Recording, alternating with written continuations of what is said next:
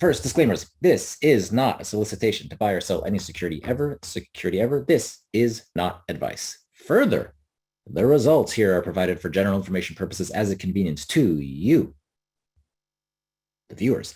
The materials are not a substitute for obtaining professional advice from a qualified person, firm, or corporation. Okay, today we will do a short slideshow, mostly Q&A, but the slideshow will be pretty hard-hitting. This is the agenda. Then we'll do the economic update, summary of what to expect from earnings, then Q&A. One thing to know about the economic update, because we've been doing a lot of these, and some people adore them, and some people are like, I don't really care. I can tell by the open rates. It really, really matters now. I believed it really, really mattered for a while, but it's really, really mattering now. This is a snippet from the last CML Pro dossier we sent. The wait is ending, for better or worse. A new regime is upon us. Okay, soon. All right. First, from the prior webinar, this was our view. All of this has been caused by COVID. We are coming out of the COVID disruption, and inflation is the only thing that matters. I will prove to you that inflation is the only thing that matters now because the Fed just said it. So I've been saying that for a while, or writing it for a while, and now I think everyone here will say, well, that dude wasn't kidding.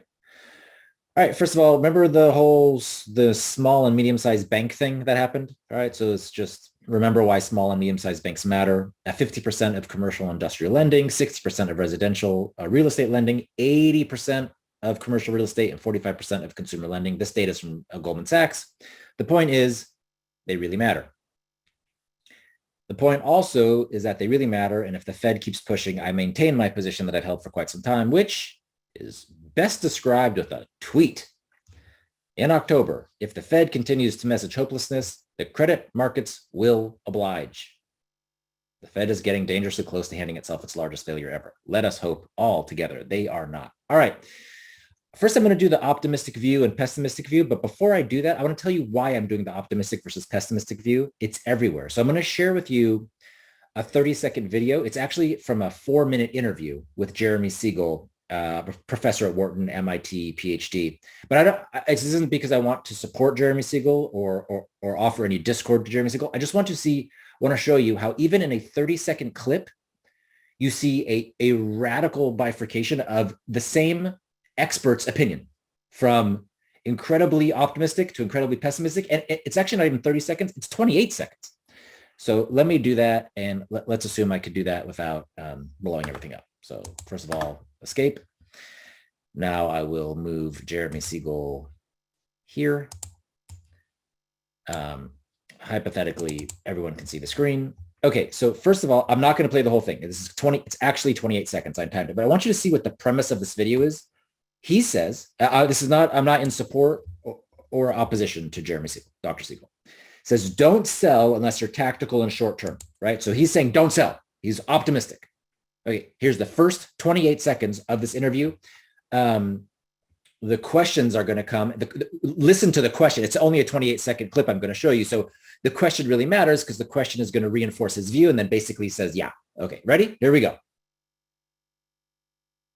Siegel, who is back with us, and we're so glad to have you, Professor. Okay, so listen to the question and then the 5 seconds of answer. Remember, the premise of this video is don't sell. That's the premise.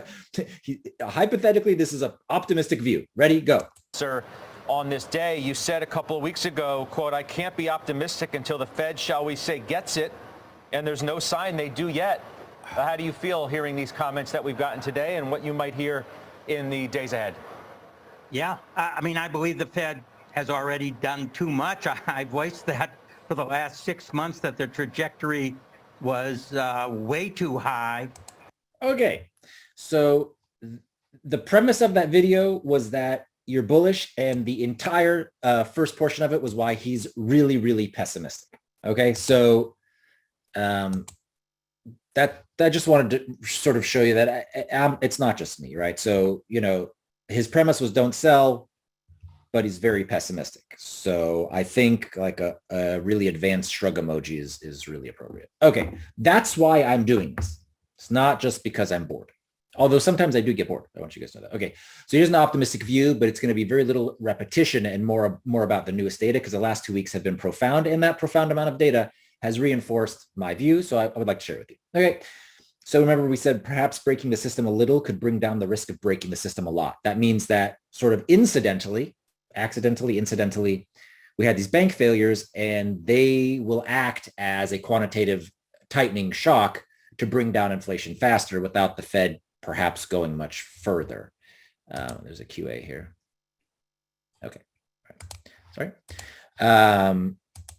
So I said prior that I do not think, so that's a not, right? I do not think that like sort of a slow disinflation met with continued rising rates would allow for a stable system. And we've seen it already before the Fed's even done, right? I just didn't think that was going to happen. That was going to provide us stability. I believed slow disinflation, if the Fed stopped, would bring us stability. Okay. I said that the small and medium-sized bank thing, the bank crisis, well, not bank crisis, the bank failures would bring a rather fast quantitative tightening shock. And you know, I showed you this chart. Like this is the orange line is net percent of U.S. banks tightening standards on business loans, and this was 2 weeks ago, right? Okay, and this is, you know, how does this impact inflation? That's a slide from the last webinar. Okay, right? Okay, so I said riskier entities like regional banks and consumer-related loans could experience reduced money flows, and then credit tightening is expected to occur. Okay. All right, let's move on. I said maybe this is a pessimistic chart, and maybe it is. Okay, so I did say the shock coincided with very good timing, and here I'm going to prove to you I was right. I said, remember, this is from last webinar 2 weeks ago or 15 days ago. I said oil prices in March CPI report will roll over, replacing $120 oil. I showed you this, and here's what we got. CPI went from 6% to 5% in 1 month. Right? It was the oil shock. So we said it, it happened, no surprise. Okay, new economic data. A reason to believe CPI will continue to fall. And the reason this matters is because inflation is the only thing that matters. I'll prove to you that inflation is the only thing that matters. And if CPI falls faster, then we don't have to worry about the Fed annihilating us. Okay, first, this is the change in M2 in blue. That's a measure of money supply, and CPI 15-month lagged. This is what a monetarist would show you. I actually am not a monetarist, so I don't think this chart is necessarily indicative of it. I think it's coincidental, to tell you the truth. Having said that, if you're a monetarist and you believe in money supply is now negative. Here's inflation. This is updated for the 5% print. So there's one reason to believe CPI will go lower. Okay, how about another one? This is PPI. So on April 12th, the day before PPI came out, I said, PPI will have a 3 handle tomorrow. I said, we are in the we broke something phase. Okay, that was April 12th. Here's PPI versus CPI. PPI is the producer's price index. CPI is the consumer's price index. So wholesale is PPI. It should lead CPI by a little bit, right? So I've lagged it by 2 months, and this is what it looks like. All right, so there's 2 reasons why CPI could come down really hard. Okay. Remember I said rents are about to do the same thing. They're about to roll over, which account for 44% of core PCE. Okay, well, here's how CPI is comprised. Green is services. 44% of services is rent, right? That's where we are. This dark line is 2% inflation, so Fed wins, and this is all services. All right, so there it is. All right, so let's talk about the 44% first. Remember, we talked about the Zillow rent index annual growth that leads CPI by 6 to 12 months. And why does that matter? Because Zillow rent has rolled over, right? It's already negative, right? Zillow and apartment list. And here's what CPI has. So this is actually updated. I want to be very clear what I'm showing now. This is this area right here, which I'm going to highlight, is kind of normalcy, right? That's normalcy. That's how much we have to go for CPI. Right? It's about to roll over. And how do I know it's about to roll over? Well, here's fresh data. Here's the month. It's still extremely high annualized. It's still at 6.5%, which is absurd because it's actually negative. Okay. But that's down from what was 9.5%. It's starting right now. And the orange line is the 3-month moving average. Here we go, guys. Here we go, right? Remember what I said about CPI? Remember what I said about PPI? I'm saying it about rent. Here we go. Third, non-shelter services. It's not, yeah, that's right, 56%. So there's shelter. Okay. Even the Fed has said that's rolling over. Well, what about the other 56%? Well, JP Morgan said before the last non-farm payrolls report that basically wages were at normalcy. And February was the smallest growth in average hourly earnings. That was February. That was our last webinar. We have new data, right? So on March 10th, I said, hello, wage growth slows to at least in a year. And what happened? 1 month later, wage inflation hit multi-year lows. Here it is. More fresh data. This may make you fall out of your chair. I want you to really think about this. I'm going to show you CPI X shelter. And the reason I'm going to show you CPI X shelter is because the Fed has said actually out loud, hey, we know shelter's rolling over. We're not really paying attention to it. Like, we got it. We see it. Okay. But they're really focused on the other stuff, the non-shelter. I'm going to show you a chart, which is year over year. There's nothing special about this chart. It's not the 3-month moving average. It's not a weird seasonal adjustment. It's like, oh, if you add 3 and take away 4, but add 1 and then spin on your heels and then clap 3 times and say there's no place like home, CPI looks like it coming out. Nope, this is the year over year measure. That's it, without shelter. You ready? Year over year CPI without shelter. Year over year CPI without shelter. It is already 3%. This is not a 3-month rolling average. This is not me throwing you, ooh, if you replace one number with another number. No, this is it. This is CPI X shelter. It's plummeting. It's at 3.4%.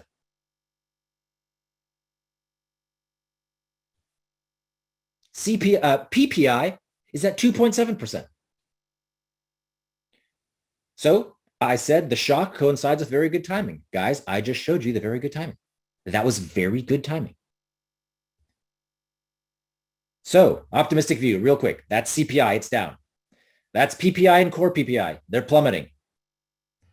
I said PPI would have a 3 handle. It was 4.9%. It came in at 2.7. I think I got those numbers wrong. I think it was 4.2%. It was in the 4s, and it came in with at 2.7. So it was actually wrong. It wasn't a 3 handle. It was 2.7%. We know that PPI leads CPI. All right. Okay. Services ex shelter are now 3.4% and dropping. So the Fed says they're looking at it excluding shelter. Well, here you go, guys. Shelter's about to drop even further. Here you go. Wage inflation is near normal. We learned in the last 2 weeks, job openings are at their lowest in a year. Job cuts are at multi-decade highs. The payrolls added were the lowest in 2 years.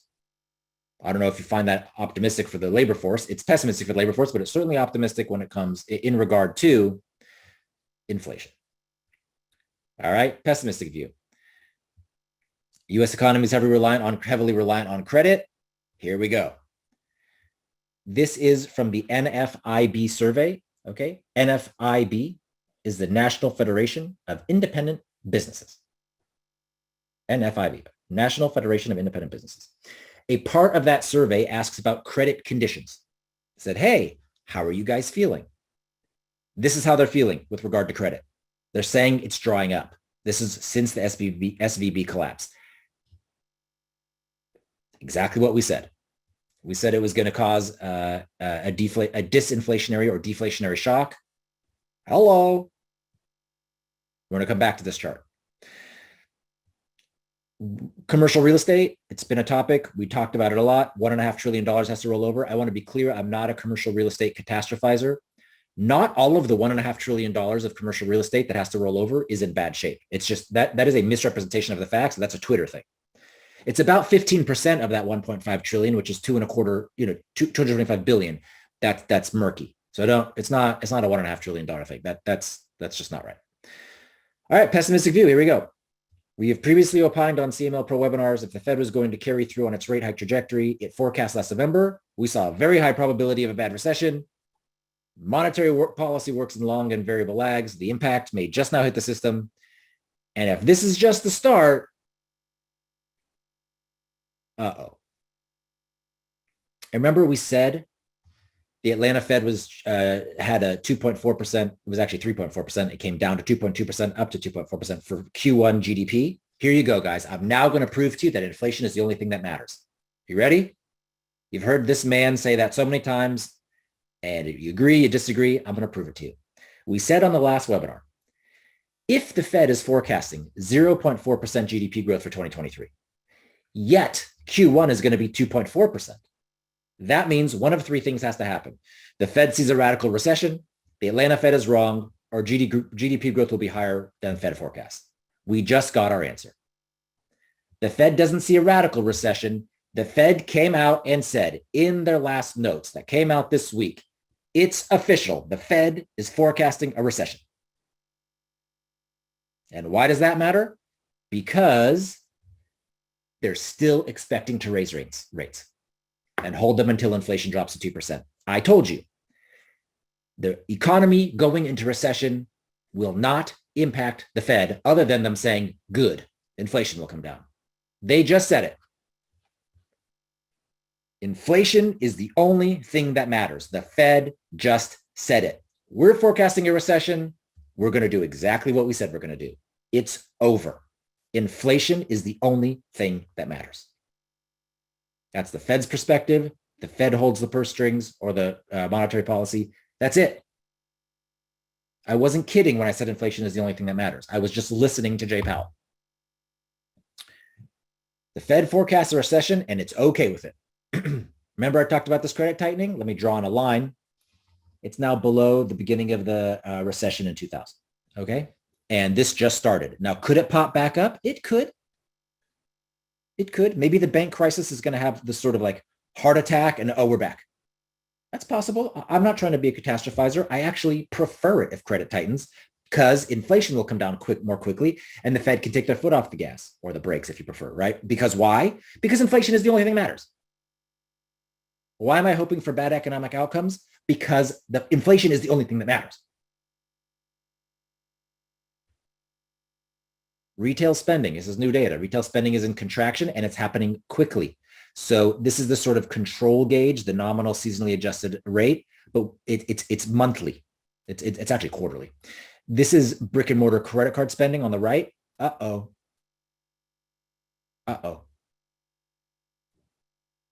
Here's retail spending. We just got that out. 2.94% year over year. That's a multi-year low. But remember, guys, when I was sending you all those economic reports and I said, what's wrong? January looks like a mirage. And I was upset about it. This is why. This is retail spending. Oh, by the way, retail spending came in negative 1% month over month versus estimates of negative 0.4. So 4 of the last 5 months, retail spending is negative. Remember we got this in January? And I said, is this a mirage or has things changed? And I really urged people to consider it being a possibility of being a mirage. This number totally hosed us. It made inflation higher. It'll be inflation higher for longer, if even just for a month. And we are now at a point where every month matters. Okay? Manufacturing is in contraction and it's at decade lows. You know that if you read CML Pro. I sent it to you. I said, hey, manufacturing's at multi-decade lows. And remember this bullet point? Payroll additions are at multi-year lows, job openings are multi-year lows, and job cuts are at multi-decade highs. I had that on the optimistic slide. It's optimistic because it means inflation is coming down. It's pessimistic because it means we're headed possibly to a recession. Right? So it's optimistic and pessimistic. Stanley Druckenmiller said this is the hardest environment I've ever had to encounter, whatever, to forecast 6 to 12 months ahead. Yeah, of course it is. Since 1987, there's only been one longer streak of net negative sentiment towards the market. And, that was the end of the great financial crisis collapse in stocks. And that's why Jeremy Siegel says, I'm super optimistic, but I'm super pessimistic. That's why Ophir shows you this optimistic view and the pessimistic view. Don't worry, we're not going to do economic data on this. We're going to do stock stuff. So CML Pro said, we believe that combining the impending credit tightening from these financial system shocks with base effects of oil, which happened, now down 50% year over year, which happened, rents rolling over, which is happening, and an optimistic view is that CPI will print with a 3 handle by August, report out in September, could be sooner. Remember, PPI just came in at 2.7%. And when I say PPI came in at 2.7%, I'm not hemming and hawing. The PPI number year over year, as is, no adjustments, is now at the Fed's target. All right. We feel that the inflation time bomb has been diffused. Inflation is the only thing that matters. The Fed told us inflation is the only thing that matters. The Fed said there's a recession, we're raising rates. So all those people who thought, gosh, if there's a recession, maybe the Fed will change their mind, wrong. It was a reasonable thought. It wasn't a low IQ thought. It was just wrong. And even though this is our base case, to be fully transparent, our framework for modeling intermediate-term economic outcomes is not necessarily sufficient to make extrapolations for tactical decisions. It just isn't. Just like Jeremy Siegel. Like, I'm optimistic, but I'm pessimistic. All right. So you decide what you want to do. Our take is this. It's going to be worse in the short term. Our view is that there will be a recession. That is now the consensus view. So we're hardly anti-consensus. It doesn't mean we're right. I just said back here, I'm saying our framework for modeling intermediate-term economic outcomes is not necessarily sufficient to make extrapolations. Okay, but I have to have some framework. And my framework is we're going to be in a recession. So it's going to be worse in the short term, but better in the long term. So just to be clear, this is what I think. I'm going to go into detail as I go into summary and talk about earnings. Okay? Worse in the short term, better in the long term. Let's talk about companies, what to expect in earnings. So I think earnings this quarter, earnings next quarter, and guidance will be revelatory, really revelatory. So while the quarter to be reported ends March 31st for most companies, some companies have a fiscal quarter that ends, otherwise PagerDuty, CrowdStrike, their fiscal quarter ends on April 30th. The reports are not out. These reports are not out until late April or May, even though the reporting period ends March 31st, which is great because companies are going to discuss not just what they saw in Q1, but also what they've seen since the banking failures. Finally, and that's the revelation. There's even another revelation. We're also going to find out the immediate impact of these large language models, right? The chat GPT version of the world. Tech companies are going to start telling us like that this is what we're seeing, right? So this is the revelation. And that's why I think this earnings will be revelatory, for better or worse. We're going to say, whoa, here's what the banking crisis impact has had on our companies. Whoa, here's how people are changing or not due to LLMs and chat GPT.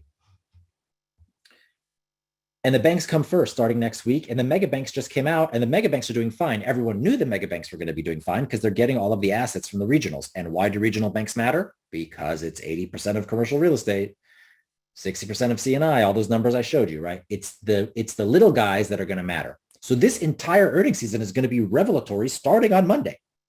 And that's why I said, I think I need to talk to everyone before Monday. We're going to start to learn a lot. Okay. I think there's a possibility of a lot of uh-oh reports, but also the possibility of some oh wow. And this is why I say that. First of all, my analysis for top picks will be less focused on the quarter reported and more focused on guidance, right? And why did you say that, Ophir? Because I want to know what they're saying about the banking crisis impact and the chat GPT LLM impact. I don't know what's happening. Missing guidance estimates isn't the worst thing. It's the commentary. And if a business is expected to grow 30%, but it grows 10%, that's a serious problem. Because then they're more sensitive to economic gyrations than I thought. And that's what matters to me. But if a business grows 20% instead of 30%, but they increase their margins, okay. No one could have predicted the war in, well, I shouldn't say no one. None of the companies predicted a war in Ukraine, and no one could have predicted the bank crisis. Okay. So some specifics. Here's what I expect. You ready? First, Amazon, Alphabet, and DigitalOcean. Cloud services could slow more than many expect. I'm going to use this phrase. I guarantee it in the dossiers. You ready? You're going to see a preview of a dossier. Infrastructure optimization is not just a catchphrase. It is the real deal. But this only happens once. So companies like CML, which spend hundreds of thousands of dollars on infrastructure, we're looking at our infrastructure and we're like, hey, we can cut our infrastructure costs by 75%. We were just going very, very fast. That's what other companies are going to do. But once we optimize our infrastructure, okay, that's it. This infrastructure optimization, I'm going to use this sentence, infrastructure optimization is not just a catchphrase, it is the real deal. And I will write it with regard to Amazon, Alphabet, and DigitalOcean, and possibly some of the other software companies, okay? This is coming. I'm bearish on the cloud in the near term. I'm more bullish on the cloud than I was in the intermediate to longer term. I'm bearish on the cloud in the short term. Buying stuff, clothes and shoes, I think that's going to drop. We saw that with the credit card spending. So that's globally, Twilio and Jumia, mostly globally. I'm extremely bullish on globally. I think people are going to buy a lot less stuff. I don't know to tell you. I don't think it's going to be good. And even if it is good, I don't think it's going to be good for the rest of the year. I think we're headed to a recession. Is it going to be a really bad recession? I don't know. Inflation is the only thing that matters. If the Fed takes their boot off the throat of the economy, it won't be a bad recession. No. If the Fed keeps the boot on the throat, yes, it will be a bad recession. Not great financial crisis bad, but yeah, it'll be bad. Okay, so what do I think? Infrastructure, bad. Buying stuff, bad. Short term. Long term, I think it's better. Some of the other SaaS names will do better than others due to this consolidation, right? So there's going to be this idea we're going to, optimize infrastructure. So who's going to win? So I just put some exclamation marks here. This is really exciting for me and should be for you. We get to see. It takes a long time to suss out winners and losers, but we're kind of going to see it very soon. So we have to watch this. It's a sign of future winners, guys, right? Irrespective of the short-term pain. This is it. We get to see it. This is very exciting.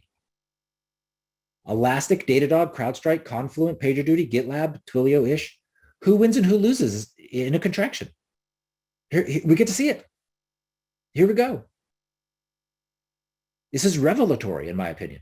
This takes years to figure out, and now, because of the banking crisis, we kind of figured it out now. I think advertising will suffer mightily. That's a risk alert on Trade Desk, Google, and a little bit of Twilio. I just don't think ads going to be good, guys. I don't tell you. I'm not bullish on the cloud in the short term. I'm not bullish on buying stuff in the short term. Some of the SaaS companies, the software as a service companies, I'm bullish on. Some of them I'll end up not being bullish on. And I'm bearish on advertising in the short term. Enphase has some good stuff and some bad stuff happening in the short term. So review that dossier, but it's not, I don't have a reduced opinion on Enphase. I'm actually quite bullish, knowing that there's some stuff in Europe that could go wrong, but there's also some stuff in the US that could go right with the Inflation Reduction Act. Right. So Enphase, I'm not leaving them out. I'm not bearish on the short term per se. Watch for increasing margins because of IRA, the Inflation Reduction Act. Okay. So that's what I expect. I think earnings this quarter, next quarter will be revelatory. I think a lot of that revelation will come from guidance. It's going to be a revelation which software companies are actually benefiting from consolidation and which aren't. And then the banks come. And I don't mean the mega banks. I mean the small banks. So I do think there will be a recession. I think the Fed sees a recession. The Fed told us they see a recession. And they don't mind. A recession is now a consensus view. It's consensus. A recession is partially behavioral. So if enough people believe it, then we get a recession, right? But while there has been a lot of focus on the near-term likelihood of a recession, in my opinion, there has not been enough attention paid to what comes after that recession. And this is where I'm super bullish. I can see the recession. I got it. But understand the dynamics of that recession, what the irritant was, which was COVID. And then all the actions taken to COVID. And then what happens after? That's pretty bullish. Once inflation is the only thing that matters, gets deleted off of slides from CML Pro webinars, it's really bullish. And in the meantime, we get to see who the winners are going to be beforehand. The price we pay is the last 2 years and the next 2 quarters. And I think it'll be worth it. Finally, it'll be worth it. We'll finally get to see it, for crying out loud. Not everything is a mush of macro. We get it because of the banking crisis. And that's it, guys. That is my webinar. We're now going to go to Q&A.